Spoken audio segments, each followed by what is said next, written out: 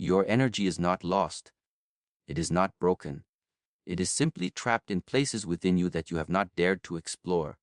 You wake up, you move through your day, you speak, you eat, you work, yet inside, there is a heaviness that follows you like a shadow. That heaviness is not life. That heaviness is stored tension. And stored tension is simply energy that has stopped moving. Most people believe they are tired because they do too much. In reality, you are exhausted because your mind never stops. You carry 10 conversations in your head at once. You replay words that were spoken years ago. You imagine futures that may never come. You argue with people who are not even in the room. And all of this creates friction. That friction drains your power before you even begin the day. Your body is here, but your mind is always somewhere else. And when your mind leaves the present, your energy follows it. This is why you feel empty. This is why motivation disappears. It is not because you lack discipline. It is because you lack presence. You were never taught how to sit with your own emotions. So instead, you push them down. You tell yourself to be strong. You tell yourself to move on. You tell yourself others have it worse. But emotions do not disappear just because you refuse to feel them. They settle into the body. They tighten the chest. They weigh down the shoulders. They lock the jaw. They slow your breath. Unexpressed sadness becomes fatigue. Unreleased anger becomes tension. Unspoken truth becomes anxiety. And soon, your entire system is clogged by feelings you were too afraid to acknowledge.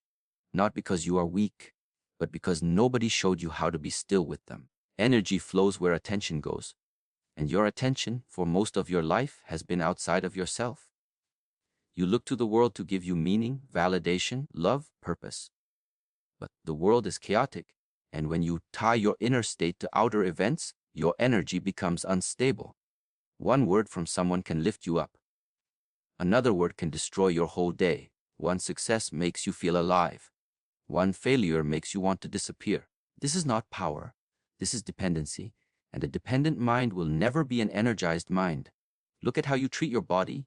Late nights, artificial stimulation, screens replacing silence, processed food replacing nourishment, shallow breathing replacing deep living. You expect high energy from a body you continuously disrespect. A mind that is not rested cannot be clear. A body that is neglected cannot be powerful. Still, your energy is waiting. It has been waiting patiently beneath the noise, beneath the habits, beneath the stories you keep telling yourself. To free it, you do not need more motivation. You need fewer distractions. You need less input, more awareness. Less running, more stillness. Because in stillness, you will start to hear what your body has been whispering for years. You will notice where you hold pain. You will notice when your breath cuts short. You will notice the difference between real hunger and emotional hunger. You will feel the moment you say, yes, when you mean, no. And in that awareness, the knots begin to loosen.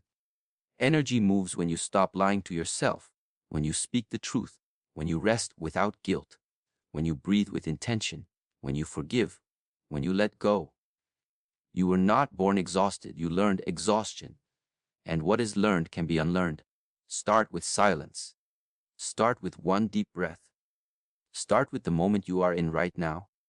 Most of what you call low energy is not coming from your body. It is coming from a battlefield inside your head that never goes quiet. A mind that is constantly active, constantly judging, constantly replaying the past or rushing into the future will drain more energy than any physical work ever could. And you have normalized this state. You wake up and before your feet even touch the ground, your mind is already racing. Lists form. Problems return. Regrets visit. Imagined conversations start again. You are exhausted before the day has even begun, yet you tell yourself this is normal. It is not. A noisy mind is a tired mind, and a tired mind cannot generate powerful energy. You consume more information in one day than your ancestors consumed in a lifetime. Messages, notifications, opinions, arguments, entertainment, news, fear, comparison. Your mind is continuously being fed, yet never truly nourished. And every piece of information demands a tiny bit of your attention, a tiny bit of your life force. You don't notice each drop leaving, but over time the cup becomes empty. You think you are unmotivated, but in reality, you are mentally overworked and spiritually starved. Your mind was designed to be a tool, not a master. But somewhere along the way, you handed it the throne. Now it decides how you feel in the morning. It decides if you feel worthy. It decides if today will be heavy or light. And the mind is not kind. It is conditioned by fear. It is built on memory. It is shaped by old wounds. So when it leads your life becomes a reflection of past pain, not present possibility. You overthink simple moments until they become complex. You create problems that do not exist yet, and then suffer as if they are real. You build entire scenarios in your imagination, and then carry the emotional weight of an experience that hasn't even happened. This is one of the greatest thieves of energy, living in a future that does not exist and a past that cannot be changed. Silence makes you uncomfortable because the moment things get quiet, the thoughts get louder. So you fill the silence with music, with scrolling, with talking, with anything that keeps you away from your own inner voice. But that inner voice is not your enemy. It is simply trapped under layers of mental noise. And until you are brave enough to meet it, your energy will always remain scattered. A scattered mind is like a broken mirror. Your power is split into 1,000 fragments. One part of you is worried about money, one part about love, one part about what others think, one part about your mistakes. And because your energy is divided in so many directions, none of it is concentrated. Nothing flows fully, nothing manifests completely. You feel stuck not because you lack ability, but because you lack focus. Look at when you were a child. When you were playing, you were fully inside that moment. You did not question your worth. You did not analyze every move. Your energy was pure. It was direct. That energy is still inside you, but now it is buried beneath layers of self-doubt, expectations, and constant mental commentary. Every time you tell yourself, I can't, I'm not good enough, it's too late. You are giving your energy a command, and energy always obeys the mind. If you convince yourself you are tired, weak, incapable, your body will follow that order. But the body is not the problem, your belief is. Most of your mental overload is coming from resistance. You resist what is. You resist where you are. You resist who you have become. You say, this should not be happening. And in that one sentence, you create inner conflict. Reality is here, but your mind is fighting it.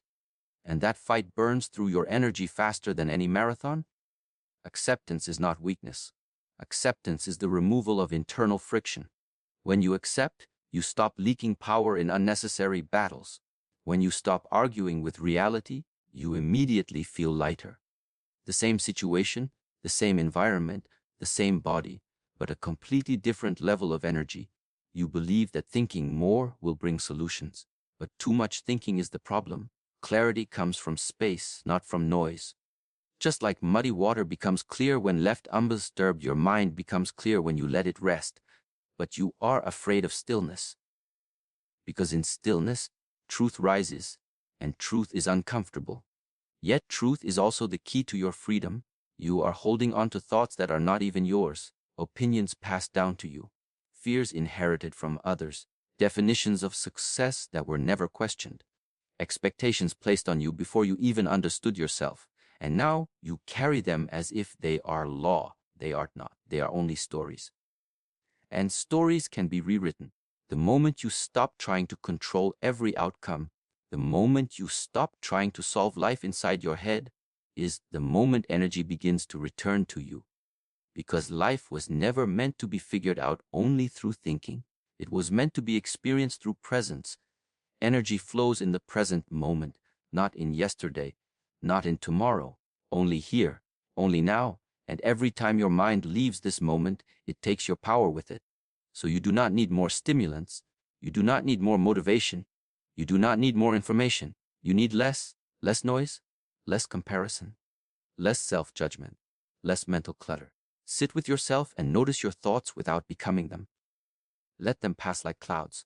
Do not chase them. Do not fight them. Just observe. In that observation, a gap appears. And in that gap, something powerful is born. Peace. You are not blocked because you feel too much. You are blocked Because you refuse to feel it fully. Most of your life has been spent being taught to control, suppress, hide, or minimize what moves inside you. You were praised for being strong. When you swallowed your tears, you were told to get over it. When your heart was breaking, you were made to feel weak for being sensitive in a world that rewards numbness. And so, slowly, you learn to close the door to your own emotional world. But emotions do not disappear just because you lock them away. They wait, they collect, they build pressure. Each uncried tear, each unfelt grief, each unspoken truth becomes another stone in the river of your inner energy. Over time, the river stops flowing, and you wonder why you feel heavy, unmotivated, disconnected. The truth is simple: blocked emotions create blocked energy. You have become skilled at pretending you are fine. You smile when you are hurting. You joke when you feel alone. You distract yourself when the pain tries to speak. You call it being positive. But deep inside, your heart knows the difference between real peace and masked pain. And the body always keeps the score. When you resist your emotions, your body must hold them for you. The chest grows tight with unexpressed sadness. The stomach knots up with anxiety you won't acknowledge. The back aches under the weight of responsibilities you never dared to question. The jaw tightens with words you swallowed to keep others comfortable. And yet, you go to the gym, you drink coffee, you take vitamins, and wonder why the energy still doesn't return. The body cannot relax when the heart is guarded. The breath cannot deepen when the truth is unspoken. True energy does not come from stimulation. It comes from release. You are afraid to feel because you think it will break you. But the reality is, what you avoid already controls you.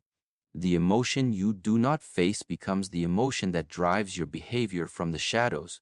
It shapes your choices, your relationships, your habits, your self-image.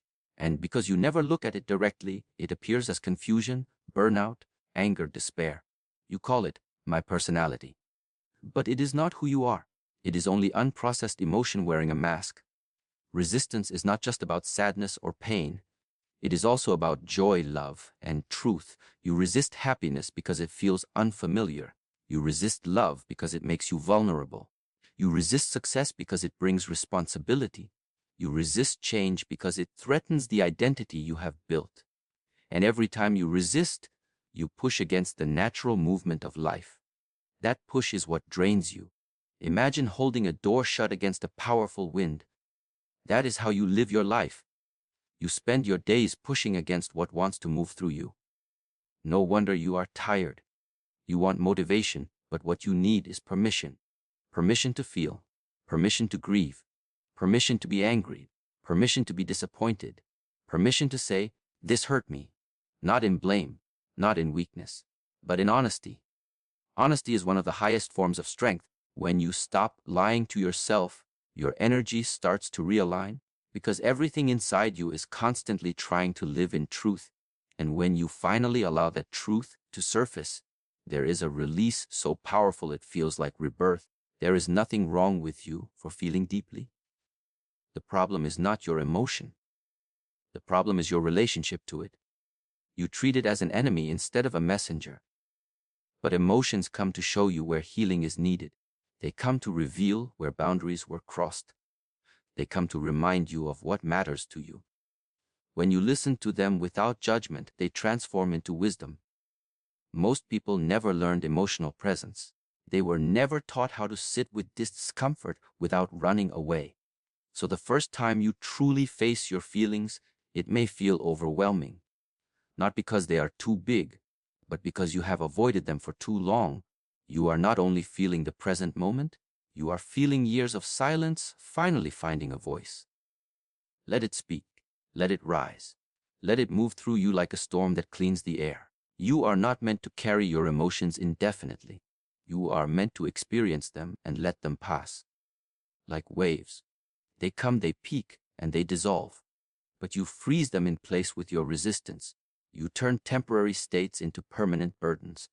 The strongest people are not those who hide their feelings. They are the ones who are big enough to hold them. To say, "Yes, this hurts and I will feel it." To say, "Yes, I am afraid and I will breathe through it." To say, yes, I am vulnerable and I accept myself in this moment. In that acceptance, a miracle happens. The emotion begins to lose its grip. The body starts to soften. The mind grows quiet. And energy, once locked behind layers of tension, begins to flow again. When you stop fighting yourself, you start healing. This is why forgiveness is powerful. Not because others deserve it, but because you deserve your energy back. Every grudge, every resentment, every unresolved conflict is a string tied to your spirit. You cannot move freely if you are bound to the past. Forgiveness is not saying what happened was right. Forgiveness is saying, I refuse to carry this any longer. You do not need to force yourself to think positively. That is another form of resistance. You only need to allow whatever is true in this moment to exist without judgment. And paradoxically, in allowing, it begins to change. Energy stuck in resistance is like water behind a dam. But awareness is the hand that slowly opens the gate. You do not need to destroy the dam. You only need to stop building it higher every day. The more you allow yourself to feel, the more alive you become. The more connected you become to yourself, to others, to life. You will notice clarity returning, creativity rising, strength building, not because you added something from the outside, but because you stopped blocking what was always inside you.